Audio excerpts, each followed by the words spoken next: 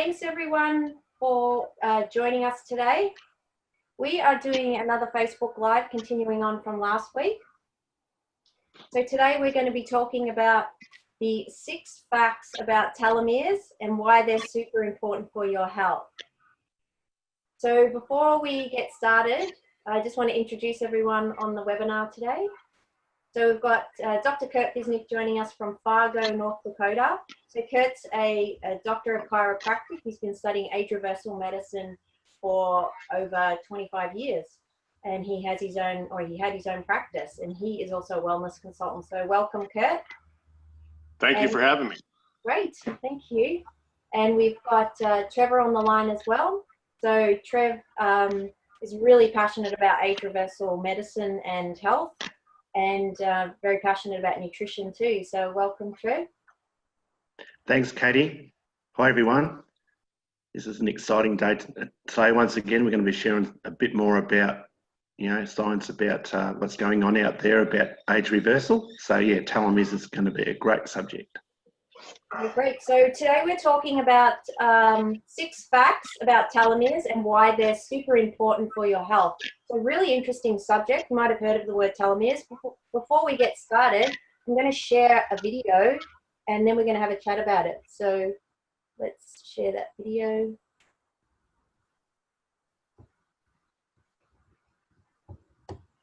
Just bear with me. Thank you.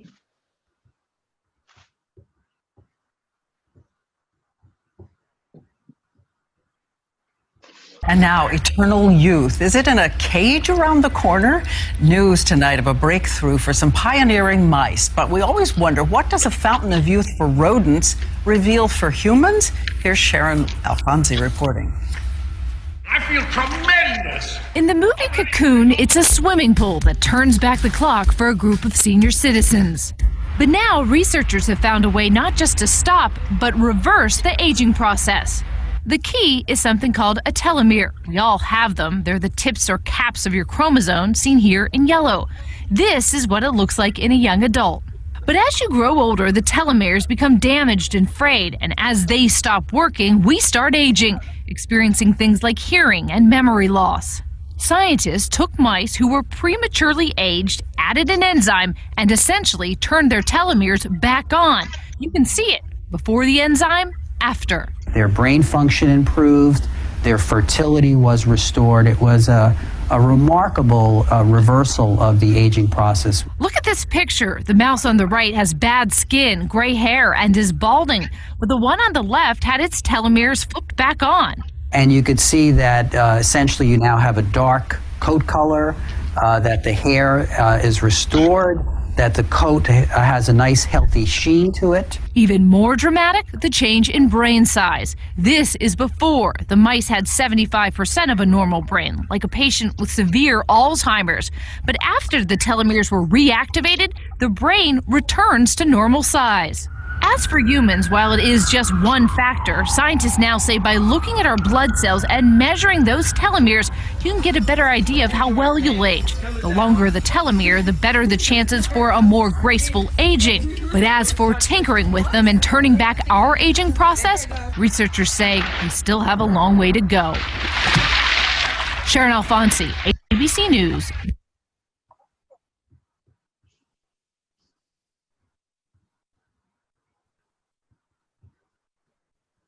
So I've just paused the video. Can you guys see me? Yeah, it's still stuck on the screen there, Katie. You haven't come up. Isn't that exciting though? We find something like telomeres and it just changes the whole outlook of aging. It's incredible, Kurt, because when I saw that video clip on the news, straight away I started thinking about my dad, because he passed from Alzheimer's, and when they mentioned that if you actually restore the telomeres, the brain size changed in the mouse from 75%, it reduces to 75%, and then they actually increase the brain size again when they actually did restoration of the telomeres. Right. My head used to be the same size as yours, but what happened? So Trev, do you want to kick off with some questions? Are we going to talk about it? Yeah, what happened, Kurt? I started taking products. Hey, that's great, mate. Look, you know, these telomeres, I've just sort of been exposed to this science since I've been involved, you know, with you and learning a bit more from what you've been talking about. And yeah, can you tell us a bit more about them? I noticed in the actual video they showed two inverted U's and the ends of it, it looked like the ends of a shoelace. They use that as an analogy. So can you sort of explain a bit Well, more? think of it, I like the shoelace analogy because people can see that every day, unless they have Velcro shoes, but every day they tie their shoes. And what happens is those little plastic ends on the shoelace, what they do is they protect the shoelace from unraveling. And really that's what a telomere does, is a telomere is the end of your DNA, the chromosome, and it kind of ties it together. And what happens is that every time a cell divides, it clips off a little bit of that end of that shoelace. Think of it like that. And it clips off a little bit, clips off a little bit, clips off a little bit. Pretty soon, if you cut away enough of your shoelace, guess what? You can't tie your shoes anymore, right?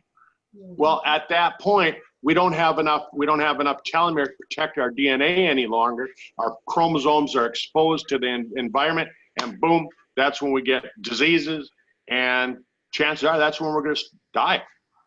And so, Kurt, that brings us to the next, I guess, point. It says shorter telomeres equals shorter lifespan. I read that in some studies they'd shown that, you know, that there's a direct correlation between short telomeres and certain age-related diseases, even from, you know, as mentioned, Alzheimer's, but other things, including like even arthritis. If somebody's got really bad arthritis, they'll tend to have shorter telomeres. Can you elaborate a little bit on that?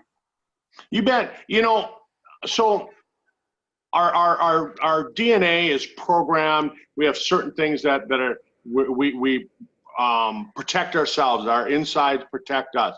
And what happens is when those telomeres aren't long enough to provide that protection any longer, what happens is we start getting aging diseases, arthritis, Alzheimer's, cancer, memory loss, even appearance of aging, and all these different things that you just think of that older folks have problems with, right? And when you think of older people, you know, they normally, a lot of people pass away because of infections. And so if your telomeres are too short, even your immune system is affected. So every part of your body is really affected by it. So I guess if people who are watching this, and including myself, people might think, oh, well, if it's so good and, you know, telomeres are the key, then how come, you know, we're all still aging and we've got these problems? But, you know, it really comes back to, I guess, when they discovered it and how it's being implemented. Can you elaborate a bit on that? Yeah, you know, and it all comes down to this is that, you know, and I've actually met a couple of the scientists that were working in the lab that got the Nobel Prize. So I've actually met those people. I've sat down with them. I've discussed this with them. And it's interesting, but the research, it was paid for so they could develop a drug. They're trying to come out with a drug that will slow the aging process down. And that's where they're going to make money.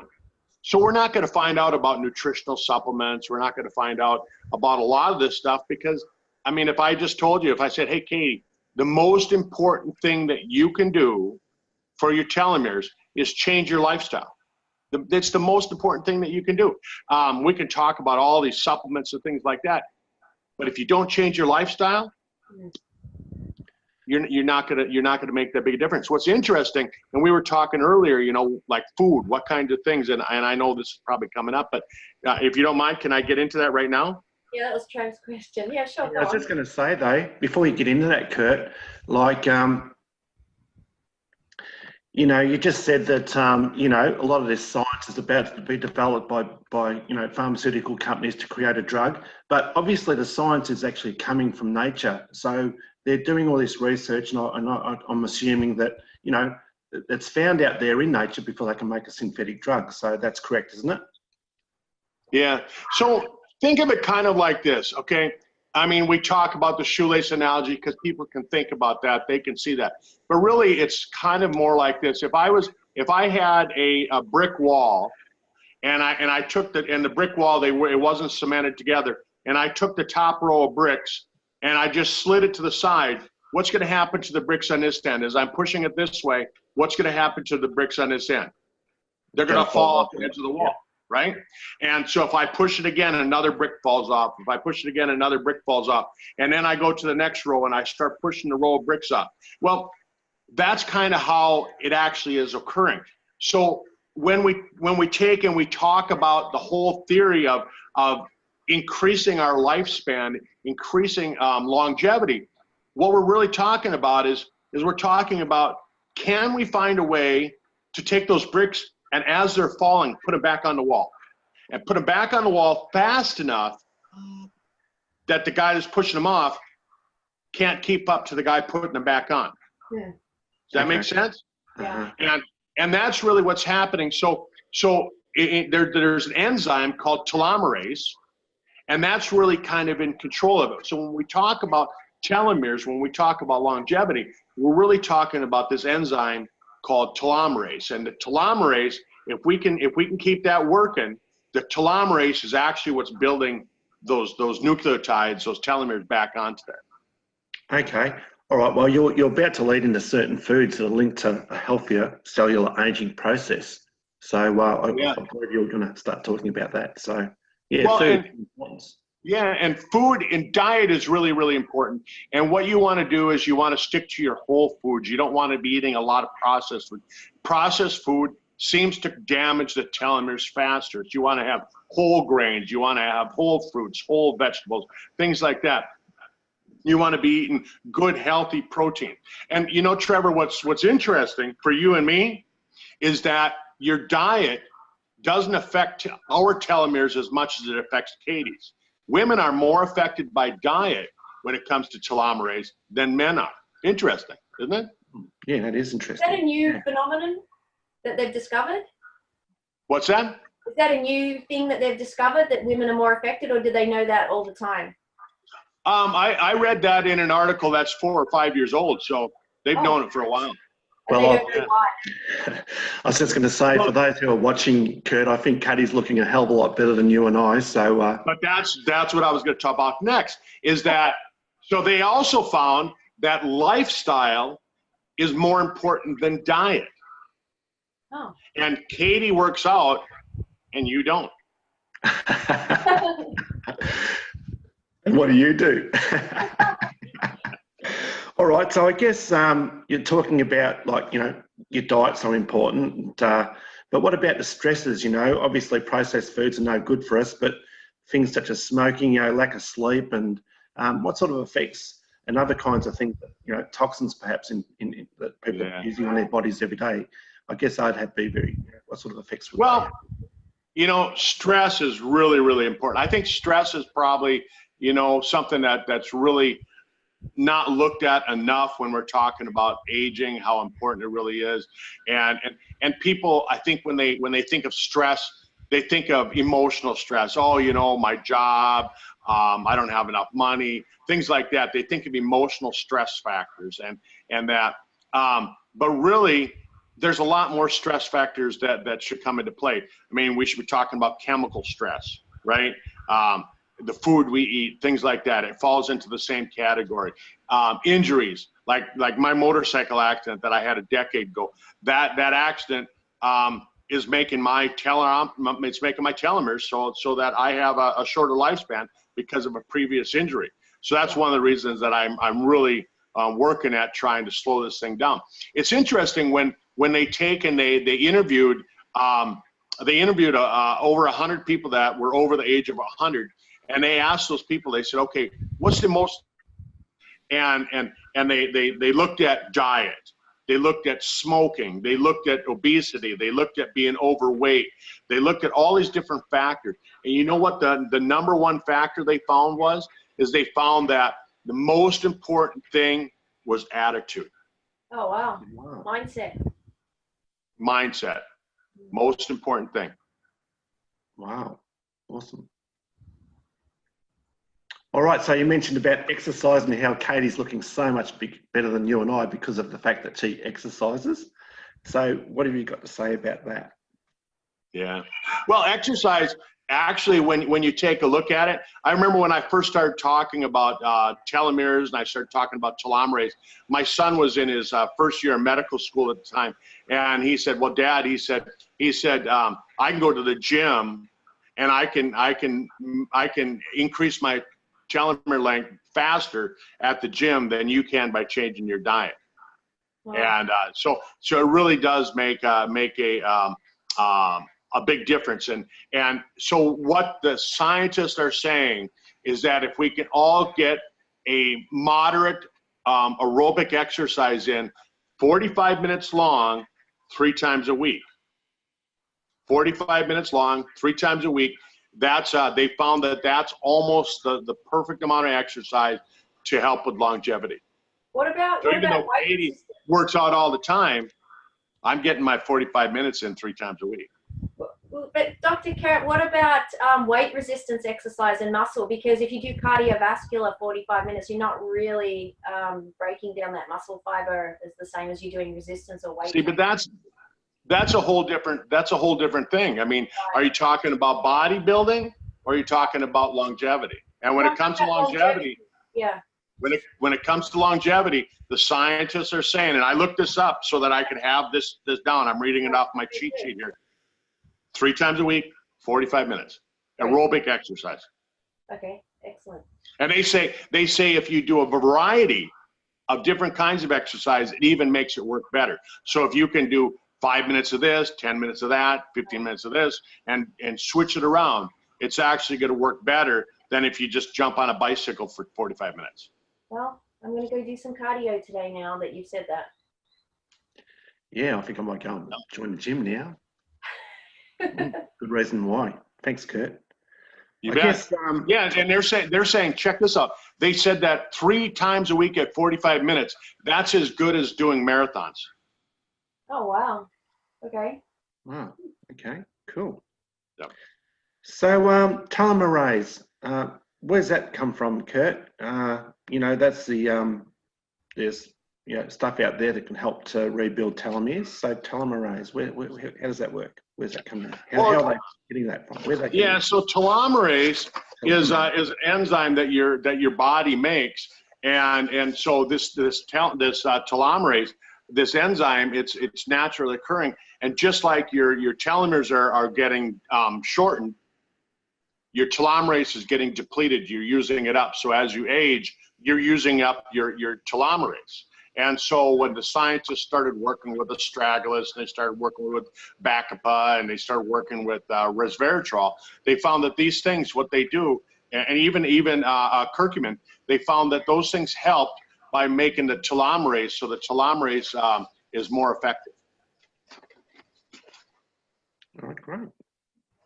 You bet. Good stuff. Well, that sort of winds up our little talk on telomeres. You got anything to add there, Katie? Not really. I guess you touched on the type of ingredients you can take to extend your telomeres. So that's really important. But more importantly, after all our discussion, is that there's other things that you can do that you need to be doing before you consider that, I guess.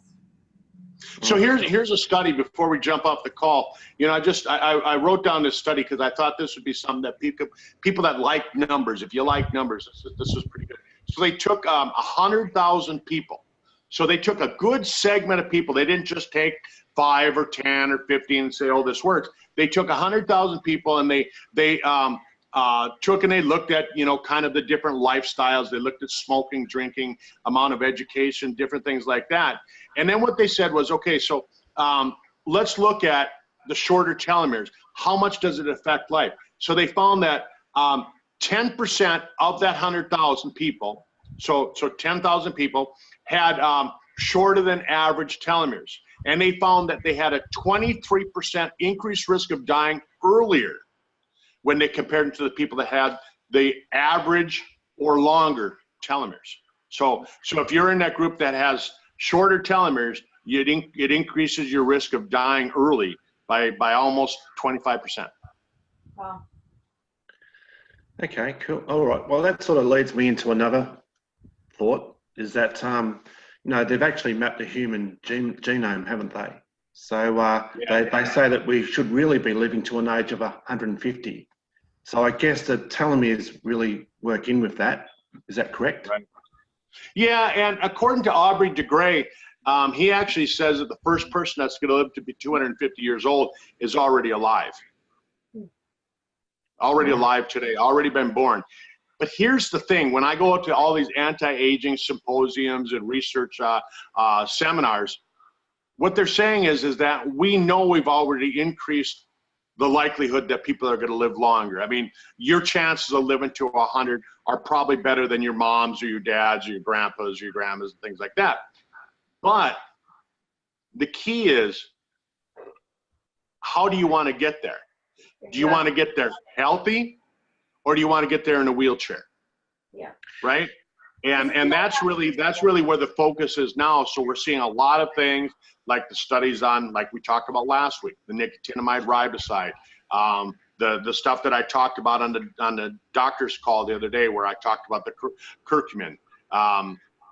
That's the stuff that we need to concentrate on, because wouldn't you rather die at the age of 90 healthy than spend the last 20 years of your life in a wheelchair?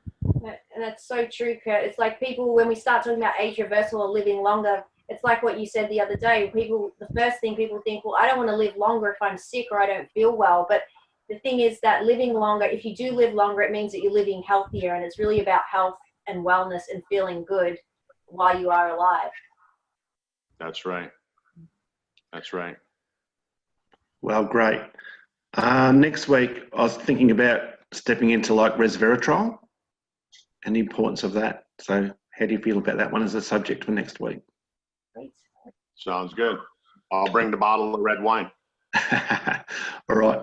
Well, thanks, guys.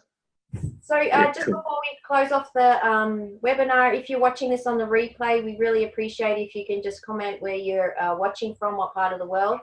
That'd be really great. And thank you for watching. I'll put a smiley face on there. Yeah, and smiley icon. Yeah, give us a Tell wow. us where you're from. Wow would be good. Oh, wow. All right. Thanks, everyone.